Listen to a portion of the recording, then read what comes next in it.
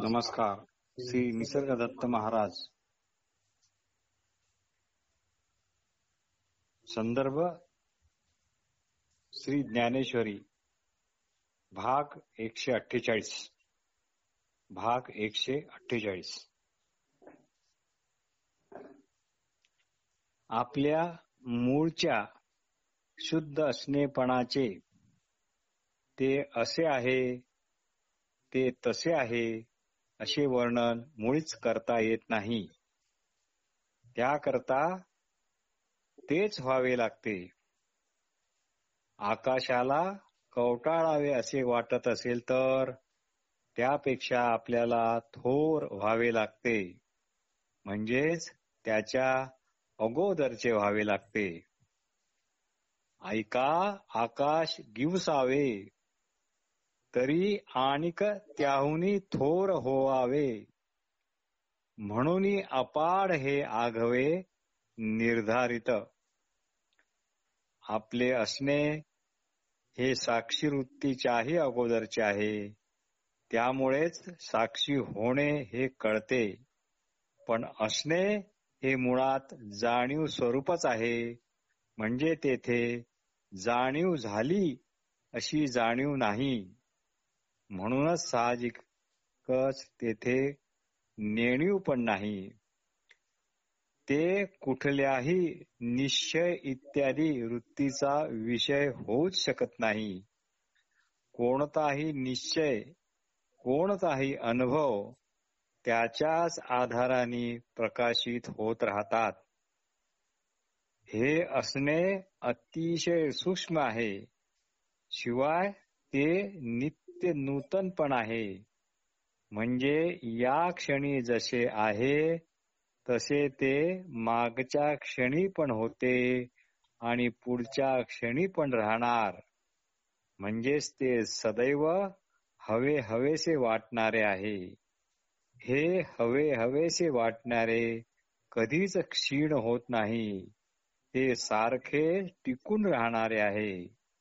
ज्ञानेश्वरीत गीता तत्वासंबंधी जे शंकरांनी पार्वतीच्या प्रश्नाला उत्तर दिले ते इथे पण तेवढेच सार्थक आहे असे वाटते. तेथ हर म्हणे नेणिजे, तेथ हर म्हणे नेणिजे, देवी जैसे का स्वरूप तुझे, तैसे हे नित्य नूतन देखिजे गीता तत्व.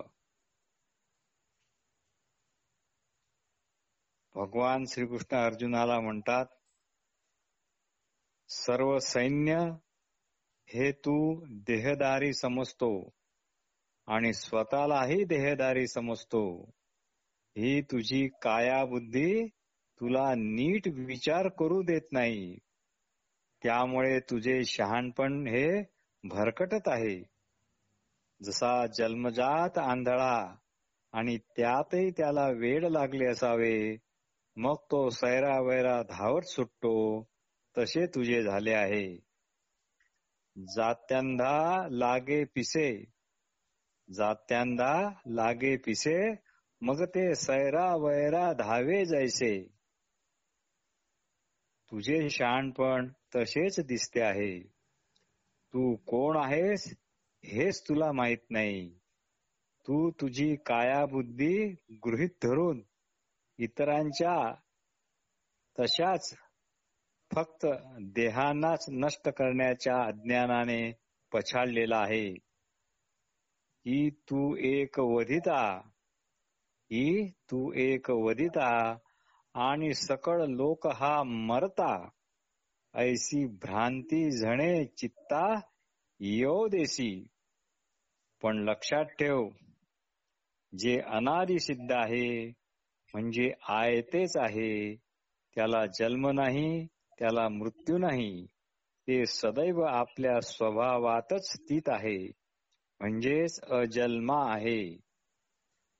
अनादि सिद्ध हे आघवे, अनादि सिद्ध हे आघवे, होत जात स्वभावे, होत जात स्वभावे.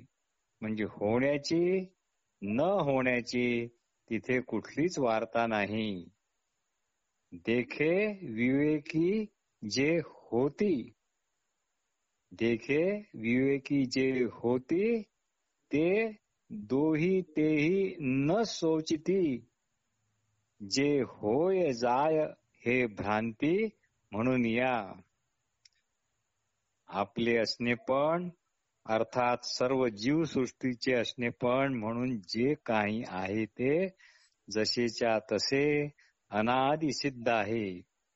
वस्तुतः उत्पत्ती नाश हे नाहीतच, ती केवळ आणि केवळ भ्रांती आहे.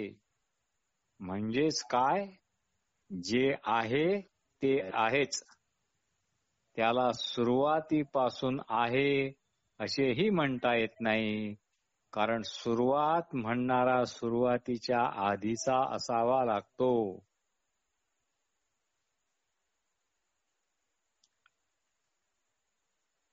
तात्पर्य सर्व अजन्म आहे. तात्पर्य सर्व अजन्म आहे, अमृत आहे.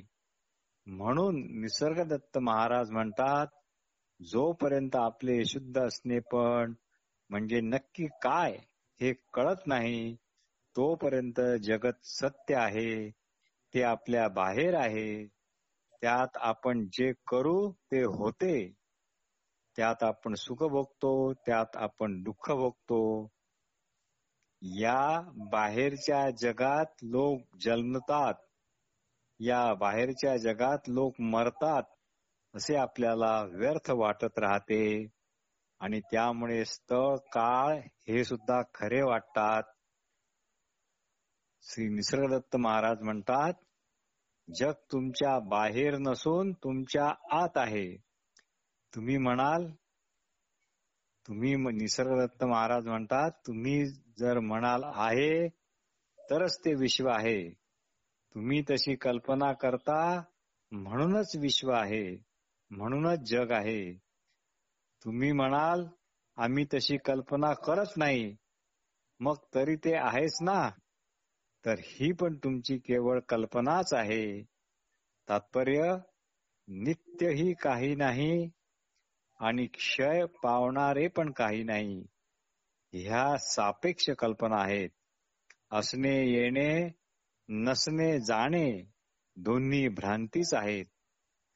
असणे नसणे हे आपल्या असणेपणात नाही, असे हे आपले असणेपण विलक्षण आहे. असणेपणा म्हणून जी मूळ वस्तू आहे ती उत्पत्ती विनाश रहित अशी आहे. वाऱ्याने पाणी हलले की ते तरंगाकार होते आणि वारा नसला की तरंग राहत नाही. मग काय जन्माला आले आणि काय नाश पावले? हे उपजे आणि नाशे, हे उपजे आणि नाशे ते मायावशे, मायावशे म्हणजे भ्रांतीमुळे, ते मायावशे दिसे. एरवी तत्वता वस्तू जे असे ते अविनाशीची.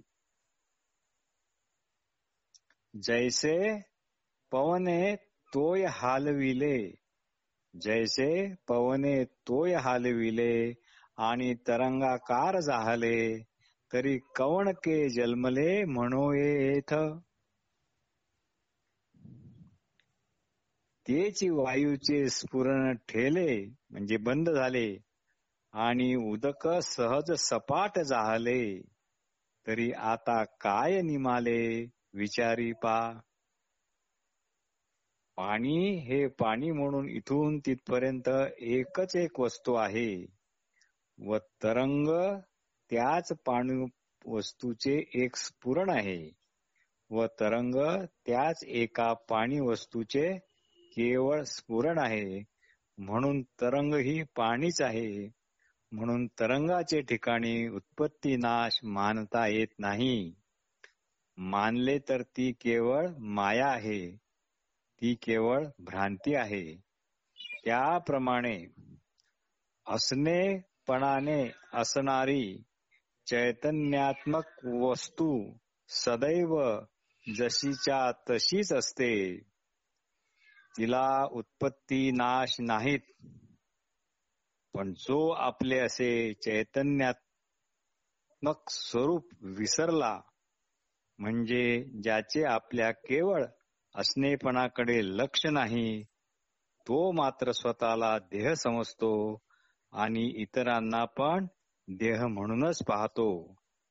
आपल्या सहित सर्वांच्या ठिकाणी उत्पत्ती नाश आहेत या भ्रांतीत जगतो.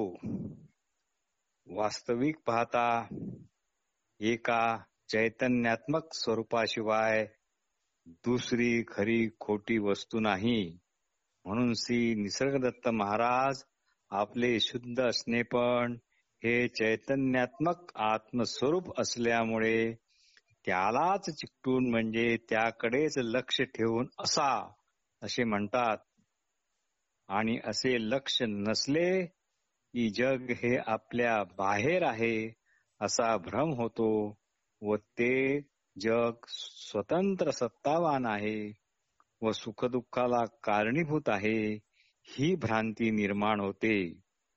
ही भ्रांती होण्याचे मुख्य कारण म्हणजे आपल्याला केवळ आणि केवळ तशी सवय लागली आहे असे श्री निसर्गदत्त महाराज म्हणतात.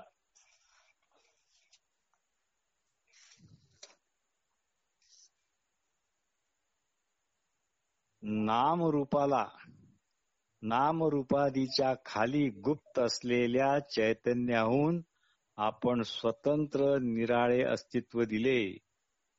नामरूपाला आपण नामरूपाधिकाच्या खाली गुप्त असलेल्या चैतन्याहून आपण स्वतंत्र निराळे अस्तित्व दिले.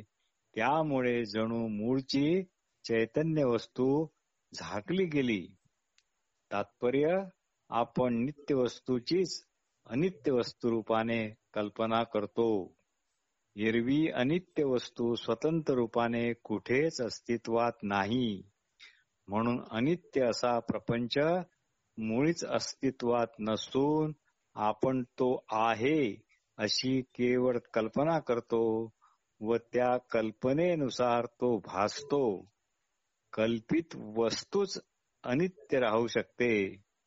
फक्त आत्मस्वरूपाच्या अज्ञानामुळे जग सत्य आहे, स्वतंत्र आहे, आपल्या बाहेर आहे, सुखदुःखाला कारण आहे असे वाटते.